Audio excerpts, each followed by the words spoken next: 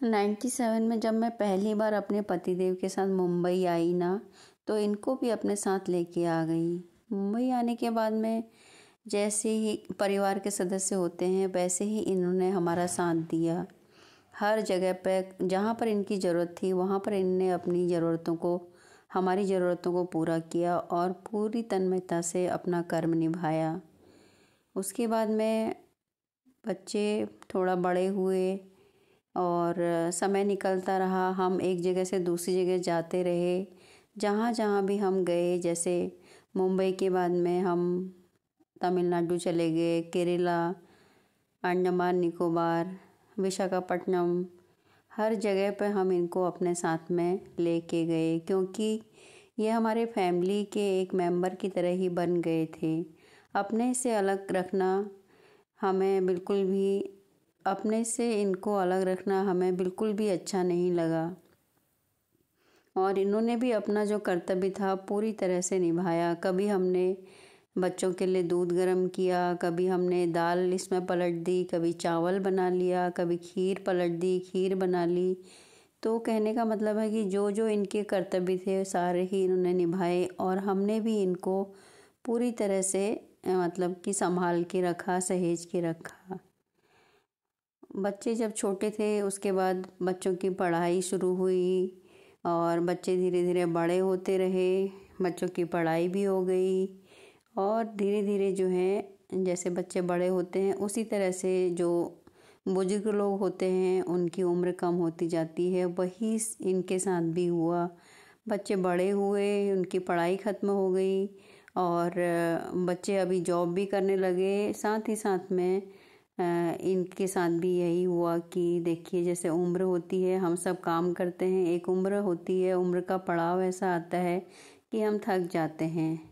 तो इनको भी, इनके शरीर में भी थोड़ा कमजोरी, शिथिलता आने लगी। जिस तरह से पहले ये काम करते थे ना, उतनी तल्लीनता से काम नहीं कर पा रहे थे और धीरे धीरे जो जैसे बुढ़ापे की हड्डियां होती हैं टूटने लगती हैं या कमज़ोर पड़ने लगती हैं, वैसे ही सारी चीज़ें इनके साथ भी हो रही थी। तो हमने सोचा चलो इनको अब आराम देते हैं। तो हमने इनको आराम करने के लिए बोला कि आप घर में रहिए और आराम करिए।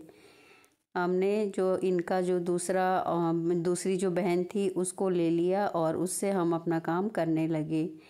हमने इनको घर में रखा और हमने सोचा कि किसी कबाड़ी को देने से अच्छा है, ज़िंदगी भर इन्होंने हमारा साथ दिया है तो हम इनको अपने घर में ही रखते हैं और इनको पूरी तरह से आराम करने देते हैं। देखिए हमने इनका रूप बदल दिया, थोड़ा सा रूप बदल दिया और हमने कहा कि इनसे कोई काम नहीं लेंगे और इनको अपने घर में मेहमान की तरह रखेंगे और जैसे बुजुर्ग होते हैं ना घर में, उस तरह से इनको सजा के रखेंगे और पूरा इनको आराम देंगे। और देखिए मैंने थोड़ा सा जो है इनके रूप रंग को और निखार दिया कि जैसे बुढ़ापे में आदमी के शरीर में झुर्रियाँ आ जाती हैं, तो मैंने थोड़ा सा डेंटिंग पेंटिंग कलर कर दिया जिससे कि बहुत सुंदर लगने लगे। ये देखिए ब्लैक कलर कितना, काला जो कलर होता है ना कितना अच्छा होता है, मतलब कि उसमें सारे ही दाग धब्बे छुपाने की शक्ति होती है। उसके साथ ही साथ काले कलर की एक और खूबसूरती होती है, बहुत ही ज़्यादा जिसको बोलेंगे विशेषता होती है। दूसरे किसी भी चीज़ को, दूसरे रंग को निखरने की क्षमता होती है, निखारने की। थोड़ा सा और हमने इनको सजा दिया और शीशे जो होते हैं ना मिरर, वो लगा दिए और उसके बाद में और थोड़ा सा कलाकारी करके इनके रूप को और निखार दिया, जिससे कि हमारे घर में बैठे रहेंगे और एक जो बुजुर्ग होते हैं ना उस तरह से हमारे घर में इनका सम्मान होगा और ये बैठे रहेंगे, सबको देखते रहेंगे कौन क्या कर रहा है और खुशी से सबको निहारते रहेंगे। तो शीशे लगाने के बाद में इनका जो रूप था बहुत सुंदर लग रहा था और उसी रूप को हमने और थोड़ा सा निखार दिया। तो देखिए कितने सुंदर लग रहे हैं। जो काला रंग जैसे मैं बात कर रही थी, काले रंग की एक बहुत बड़ी विशेषता होती है कि वो सारे ही रंगों को, सभी चीज़ों को निखरने की पूरी आज़ादी देता है। किसी को दबा के नहीं रखता है, किसी के दबाव में नहीं रहता है और सारे ही चीज़ों को निखरने का और सुंदर बनने का मौका देता है। उसको किसी से ईर्ष्या नहीं होती है, बल्कि सबके साथ प्यार होता है और सबके साथ वो सुंदर लगता है। ये देखिए काले के साथ जो पीला है वो कितना सुंदर लग रहा है। पीले रंग को निखरने का पूरा ही मौका दिया है इसने। और इस तरह से हमने कुछ कुछ आकृतियाँ उकेर दी और देखने में ये काफ़ी सुंदर लग रहा है। मुझे तो काफ़ी सुंदर लग रहा है। आप बताइएगा कमेंट करके आपको इसका ये रूप कैसा लगा, क्योंकि इन्होंने ज़िंदगी भर हमारा साथ दिया था, तो अब हमारी बारी है कि हम इनके साथ न्याय करें और इस तरह से अपने घर में डेकोरेट करके हम इसको हमेशा के लिए रखना चाहते हैं। तो हमने कुछ इस तरह से आकृतियाँ उकेर दी, इसमें देखिए सजा दिया है, जिससे कि इनको ये न लगे कि हम बूढ़े हो गए हैं, बेकार हो गए हैं, हमारा कोई महत्व नहीं है।